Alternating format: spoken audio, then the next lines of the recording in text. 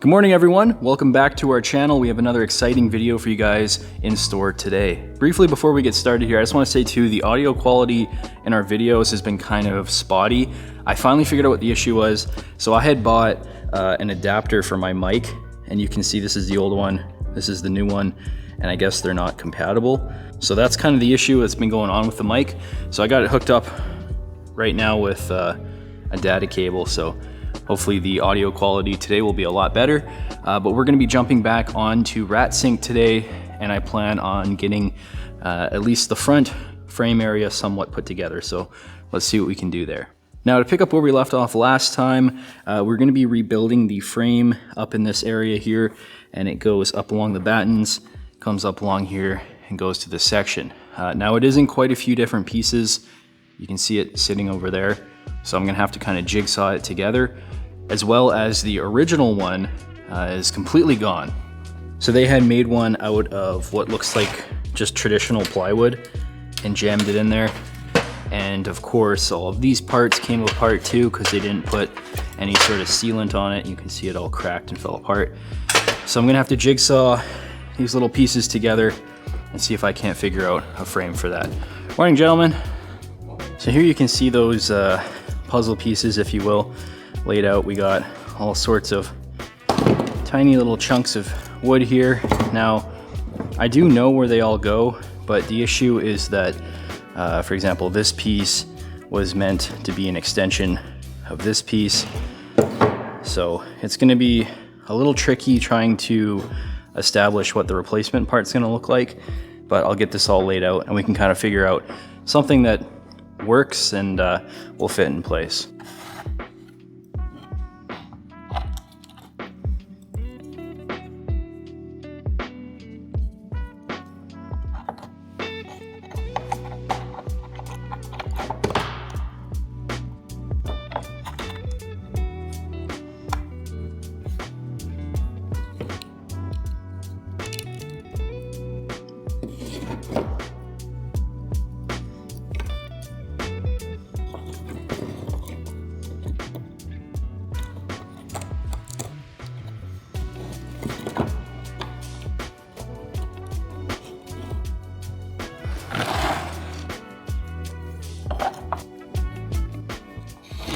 So there we go, I got them roughly pieced together. They're not perfect. Now, the removal of this was a little bit more difficult than I'd like it to be. Keep in mind, typically we would be replacing this with the hull sides removed, but seeing as I'm trying to keep that intact, we've had to resort to slightly more barbaric methods of removal to get this out. But that being said, we're gonna try to get some sort of pattern from this. One half is probably better on the other side versus this one. We're gonna try to replicate as close as we can to filling in the blanks here. Now, like I said before, they had put in these additional pieces of wood, which they have added themselves. So this is actually part of this piece as well. So this is essentially what we're looking at here. This entire length from this point to the end of this point should be one complete piece. And then the breastplate, if you want to call it that, will go on the other side, and I'm not sure what to do about this one. We'll have to see how it looks structurally once we kind of mock up the pieces that we have here. So I got this piece of mahogany here, and I'm going to see if I'm able to lay these pieces out on here. I should be pretty good to do that. Now, this actual piece of mahogany, half of it seems to have the cathedraling, the other half seems to be ribbon grain. So ideally what I'd like to do is lay the pieces out kind of end to end like this, and then rip this plank right down the middle so we can save this nice ribbon grain for something else in the future, and we can set this up with the cathedrals. So here you can see I have it somewhat laid out. This isn't exactly where it'll be, but this is the kind of idea. You'll notice as well that I broke off this half of it. I'm gonna kind of have to make up my own idea for this section here, but I don't believe it should be sticking out that far. And like I said before too, I want to try to save part of the ribbon grain in this board. You can see how nice the grain is on this side and then how bad it is on this side. Finding a book match for this or splitting it is not really worth it for this style of grain, but over here is really nice, and this can match up with a lot of stuff. And you can see it goes the entire length like that. This half is not very good, and then this half is really nice. So we're gonna rip this on the table saw, but first I'm gonna get some rough ideas as to how much of this I actually have to cut off. So roughly we're looking at around this thickness here. So I'm gonna go a little bit extra. Always give yourself a little bit to work with, and it looks like we can come up under half of this board to cut down to length. So to get this piece cut, I'm gonna have to set up the table saw so that I can get that piece of wood outside the door, and then set this up so I can slide it forward as I go.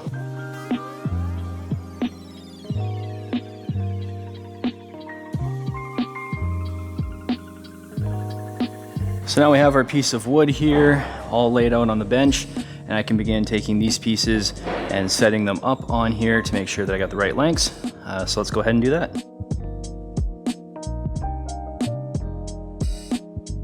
So we got our two pieces cut out here, and we can begin laying out exactly what we want. Now one thing I did notice is they're fairly similar side to side, just like last time with the rest of the frames. The only difference is, of course, the taper. So you can see taper going like this on one way, taper going like this on the other side. So when I cut out my piece, to account for that, and I've shown you guys this in the past, what I'm going to be doing is using the farthest away edge to line up the piece, and I can kind of taper it after that. Now keep in mind that in this particular case there is a ton of variables. There you go, there's a bunch of variables falling off of it. So you got the front and the back pieces all coming apart here. So when I build this, I'm gonna be very loose with everything. I'm not gonna make really specific lines yet, because of course for this frame, I will have to cut out the batten slots, which I haven't done up to this point because we're gonna do it with a router. But as this is going into pre-existing battens, I do have to cut these out. So what I'm gonna do, just to start off, is I'm actually going to take it and cut out one half of it. I'll leave the other half kind of there. I might have to cut out some pieces. That way I can kind of adjust the entire piece if I have to, and I'm not wasting any material. Now, speaking of variables and wasting material, I almost made a mistake. I don't know if you guys caught that, but I was mocking this piece up like this, when in fact, it actually goes like this. So keeping an eye on these things is very important. So I'm just gonna readjust and reestablish the line for this, and then we can go ahead. So here I have a really rough idea of what's going on. So I have the front area mostly cut out. I do have to cut the bottom out because it does fit in place in one area, and then I've left the top for now. So I'm gonna go see how close it is to fitting. If I can just get this roughly in place and get the batten lines marked out, we're a little bit closer. But like I said, I really want to take my time fitting this because I don't have good reference.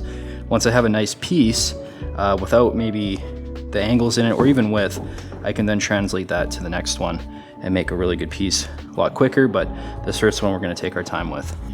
It's going to be a lot of back and forth in today's video, going to the boat side and fitting, and then heading back over to the wood shop. So yeah, let's see what we can do.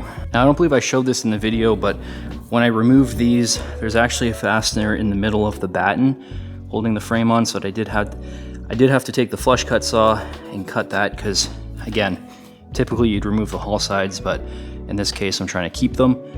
So I did flush cut those, and then when I go to reinstall it, it'll have the fasteners plus a little bit of 5200 holding it in place.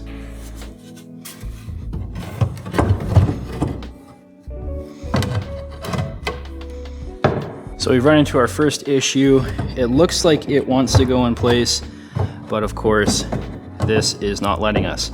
So I'm gonna have to make some cuts here for at least this batten, and of course this back area, to get this to fit a little better. So I just lobbed a little piece off the end here.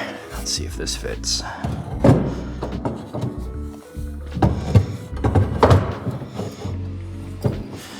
So we're getting a little closer. Looks like the next thing holding us up is actually down at the bottom there. It's a bit too thick. And of course we don't have our batten lines marked out yet, but that does actually give me a little bit of room to get in there and make a little bit more specific markings on it. So here you can see it's hitting up in that spot, and then down along here, it's hitting up on this batten, and it's pretty close to the curvature of the hull. And you can see down at the bottom there, it's just hitting up right in that corner. So we're getting a little bit closer. Now, if you look what's fighting us now, I've cut a little bit more away. You can see everything is pretty close to lining up. And if I look at where the battens are marked in accordance to that piece we have, it looks pretty close. So what I'm gonna do is I'm going to commit very roughly, not all the ways in to this piece, and make sure that I put the angle on, and then we can begin shaping it from there. So let's head on back over to the wood shop area. I'll show you guys how I'm gonna put that angle onto this piece.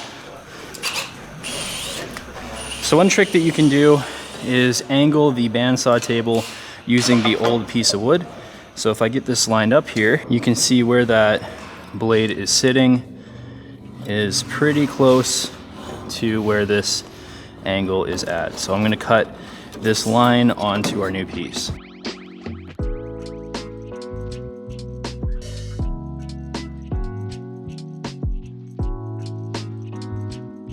Okay, so we got the piece here.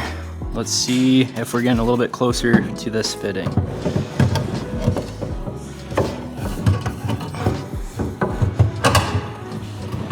So one thing that's kind of funny is that I have been attempting to fit this into that side, when in fact I've actually created this side. So it might help if I put it on the right location.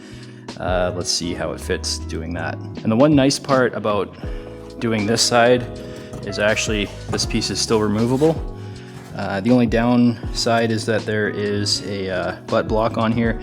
Someone's put a short plank in, so I will have to account for that with the structural frame piece here. But I think we're getting quite a lot closer to this fitting in place. So we have our piece in place now. I did have to cut a little bit here on this just to make it match the thickness here so the frame can go in place. So I just sanded and cut and planed this area down, and now I'm in the process of slowly fitting this in position.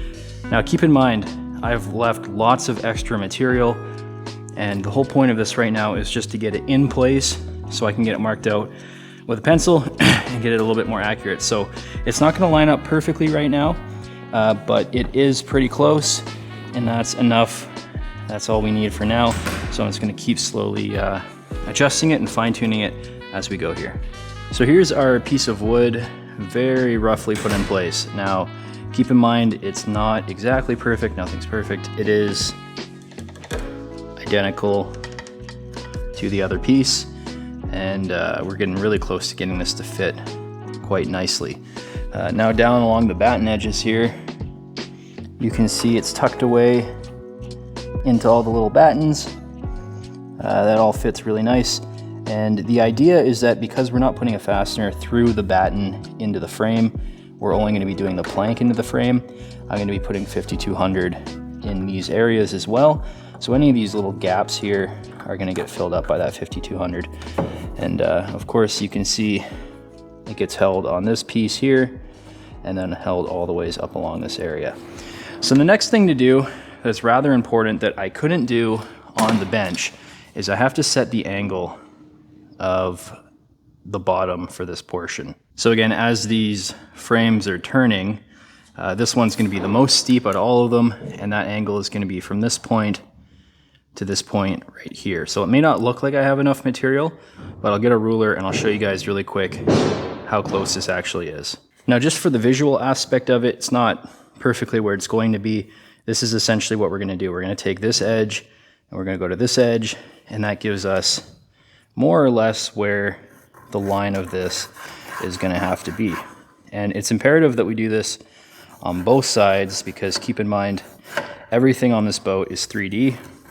So this line here is different on the other side of it. And that's what that will look like once that piece is in place. You can see the angle. It's really rough. Again, everything's really rough on here. We're keeping it like that for a reason. So when we go to fit the bottom, we can kind of plane and sand everything as needed. One thing I will do is I'm going to put a fastener going from here into the frame. You can see that they did that along the length of it, and that holds everything nice and tight in here. So let me just add that.